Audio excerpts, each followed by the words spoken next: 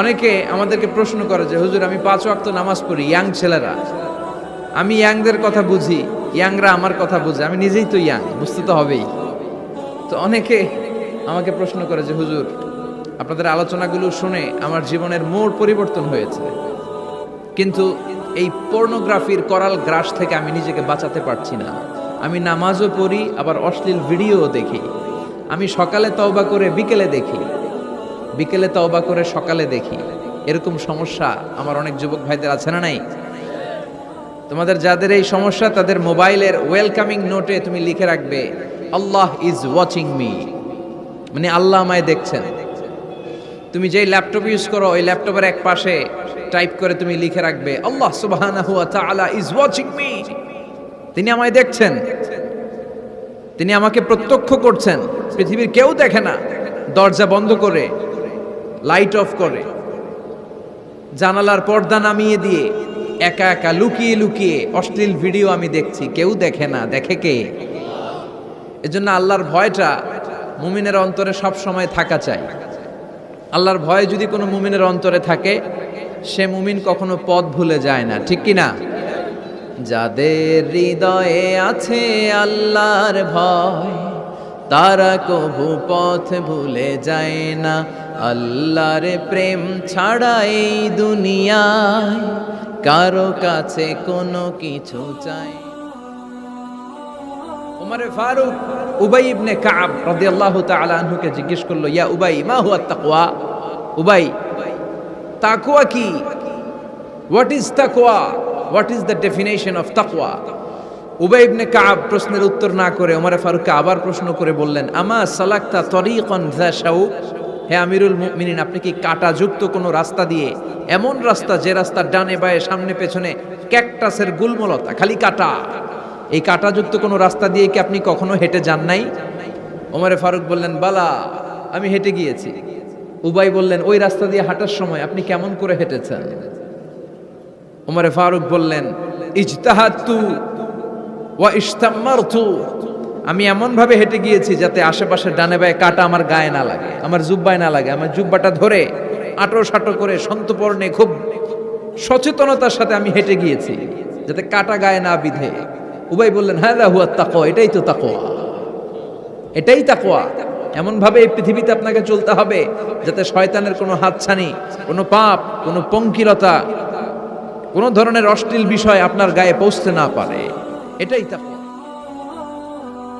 বিশ্বনবী একবার খেজুরের ডালা ভেঙে মরুভূমির মধ্যে একটা দাগ টানলেন, লম্বা দাগ টেনে সাহাবাদেরকে বললেন, হাযা সিরাতুল মুস্তাকিম, এটার নাম সিরাতুল মুস্তাকিম।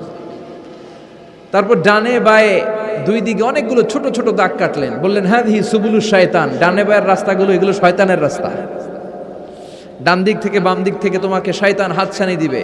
গানের কনসার্টে চলো, ওখানে মমতাজ গান গাবে, আছে না নাই?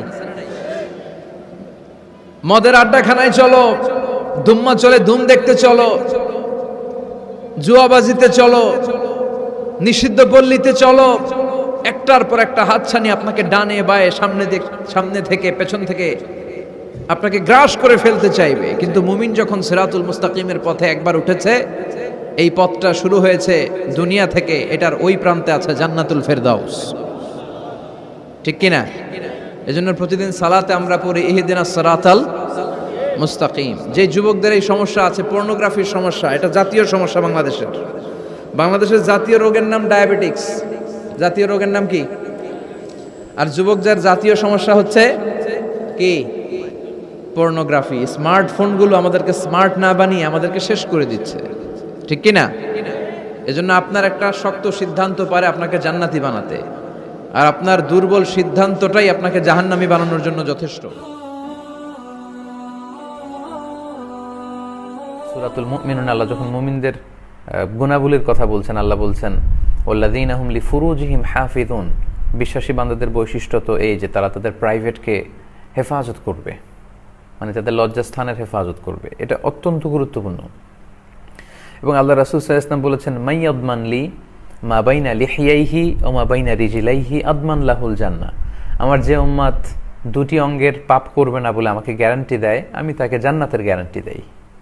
তার একটি হচ্ছে দুই চোয়ালের মাঝখানে যা আছে, মানে জিহ্বা, আর দুই পায়ের মাঝখানে যা আছে মানে লজ্জাস্থান, এই দুইটি অঙ্গের পাপ যদি কেউ না করে তাকে বিষ্ণু ইসলাম জান্নাতের গ্যারান্টি দিয়েছেন। এবং সূরাতুল মুমিনুনের ওই আয়াতেই আল্লাহ বলছেন যে যারা স্ত্রী ছাড়া বিবাহ বহির্ভূত কোনো উপায়ে তার সেক্সুয়াল প্লেজারকে ফুলফিল করতে চাইবে ফাউলাইকা হুমুল আদুন, খুব সুস্পষ্ট আল্লাহ বলেছেন যে তারা সীমা লঙ্ঘনকারী। এবং স্কলাররা এই আয়াতটাকেই দলিল হিসেবে পেশ করেন মাস্টারবেশন হারাম হওয়ার ব্যাপারে, যে তারা সীমা লঙ্ঘনকারী, এটা কবিরা গুনাহ, এটা করা যাবে না। সো যারা বলে যে জিনা থেকে বাঁচতে মাস্টারবেশন, না, এটা সমাধান নয়। আমরা যদি ইসলামিক সলিউশনের দিকে খেয়াল করি তাহলে দেখব যে আল্লাহ কোরআনে ধৈর্য ধারণ করতে বলেছেন, বিয়ে করতে বলেছেন, ওয়ালিয়াস্তাফিফিল্লাযীনা লা ইয়াজিদুনা নিকাহান হাত্তা ইউগনিয়াহুমুল্লাহ। আল্লাহ কাউকে সামর্থ্য দেওয়ার আগ পর্যন্ত সেজন্য নিজেকে বাঁচিয়ে রাখে, পবিত্র অবস্থায় থাকে, সেজন্য ধৈর্য ধারণ করে। এবং আল্লাহ রাসূল সাল্লাল্লাহু আলাইহি ওয়াসাল্লাম যুবকদেরকে উদ্দেশ্য করে বলেছেন, ইয়ামা আশারাশ শাবাব, হে যুবক সম্প্রদায়, মান ইসতাতা মিনকুমুল বাআতা ফালিয়াতাযাওয়াজ, তোমাদের মধ্য থেকে যাদের শারীরিক সামর্থ্য আছে, আর্থিক সঙ্গতি আছে, তারা বিয়ে করো। তো প্রেসক্রিপশন হচ্ছে নাম্বার 1 হচ্ছে বিয়ে। আপনি হালাল উপায়ে যদি আপনার যৌবনকে উপভোগ করতে চান, আপনি বিয়ে করুন। বিয়ের চেয়ে ভালো কাজ আর হতে পারে না, সব নবীদের সুন্নাহ।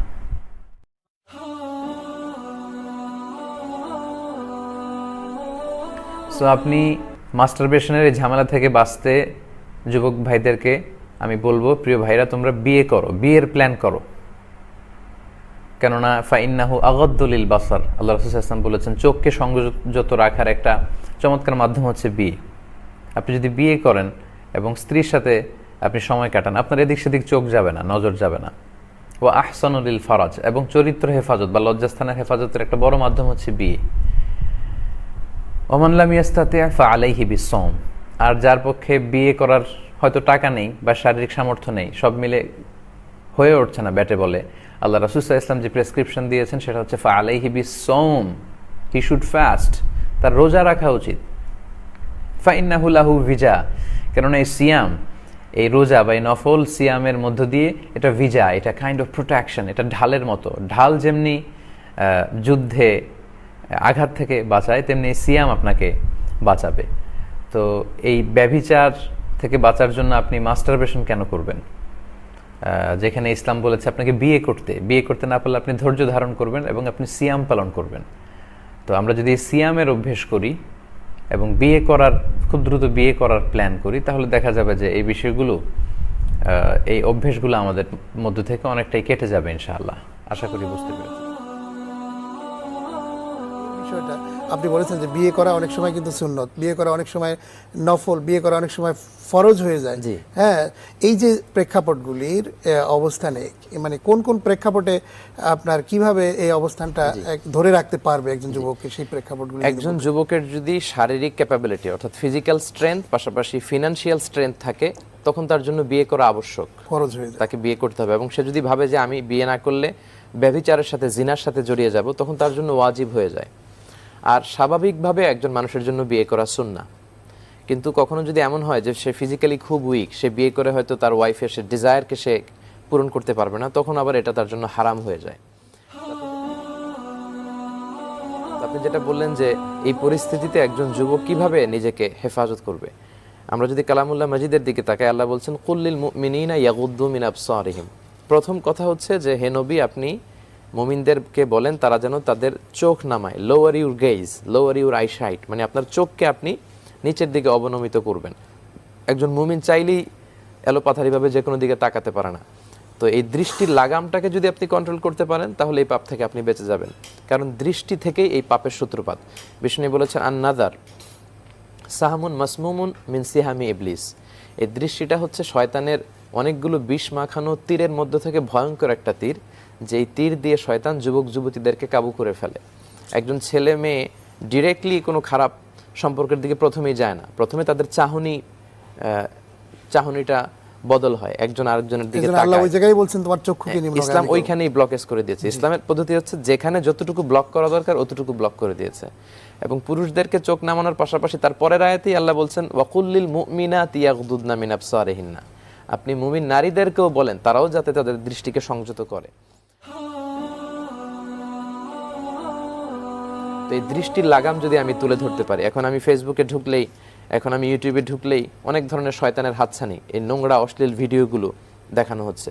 তো সেক্ষেত্রে আমাদেরকে যেটা করতে হবে, কখনোই ক্লিক করা যাবে না কোনো পর্নো ম্যাটেরিয়ালসের উপর। Never click on any porno material, click করাই যাবে না, কারণ পর্নোতে ক্লিক করেছেন তো মরেছেন।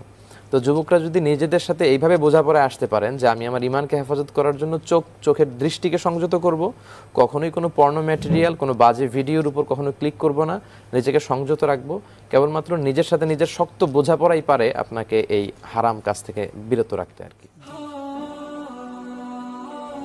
আর মাস্টারবেশনের ব্যাপারে ফতোয়া হচ্ছে এটা কবিরা গুনাহ, কেউ যদি কখনো করে ফেলে সে আল্লাহর কাছে ক্ষমা চাইবে এবং এই কাজ থেকে বিরত থাকবে। এবং তার জন্য সাজেশন হচ্ছে খুব দ্রুতই তার বিয়েতে চলে যাওয়া উচিত, বিয়ে করা উচিত, কারণ বিয়েতে আল্লাহ অনেক বরকত দিয়েছেন, বিষ্ণু ইসলাম উৎসাহ দিয়েছেন বিয়ে করার জন্য। এবং বিয়ে করার সামর্থ্য না থাকলেও যদি কোনো যুবক বিয়ে করে ফেলে, আল্লাহ রাব্বুল আলামিন কিন্তু তার জীবিকার পথ এবং পন্থা কিন্তু দিয়ে দেন। আমরা কিন্তু দেখি যে সমস্ত কাজ করলে মানুষের রিজিকে বারাকা হয় তার মধ্যে একটি হচ্ছে বিয়ে। এবং এমনও হাদিস পাওয়া যায়, এক সাহাবীর কাছে কিছুই নেই, বিষ্ণু ইসলামের কাছে এসে বললেন আমি বিয়ে করব। তো রাসূল বললেন হালে আইন্দাকা সাদাক, মানে হালে আইন্দাকা মাহার, মোহর আছে? সে বলল নেই। কি আছে? কিছুই নাই। রাসূল বলল কিছু খেজুর আনতে পারবে? হ্যাঁ, খেজুর আনতে পারবো। তো একটা মেয়ের সাথে উনি এই সাহাবীর বিয়ে পড়িয়ে দিলেন খুতবা দিয়ে। পরে খেজুরের বক্স নিয়ে মেয়ের হাতে দিয়ে বললেন যে তুমি এটা নাও, তোমার স্বামী তোমাকে মাহার হিসেবে দেওয়ার মতো আসলে কোনো কিছুরই যোগ্যতা রাখে না, সামর্থ্য রাখে না, এই এক বক্স খেজুরই হচ্ছে তোমার বিয়ের মাহার। তো রাসূল বিয়েটাকে সহজ করে দিতেন। এখন সমাজে আমাদের যেটা দেখা যায়, ছেলে পক্ষ মেয়ে পক্ষ উভয়ই তারা এমন কিছু ট্র্যাডিশন প্র্যাকটিসের মধ্য দিয়ে বড় হয়েছে বা যেগুলোকে লালন করে, এগুলোর সাথে ইসলামের সম্পর্ক নাই।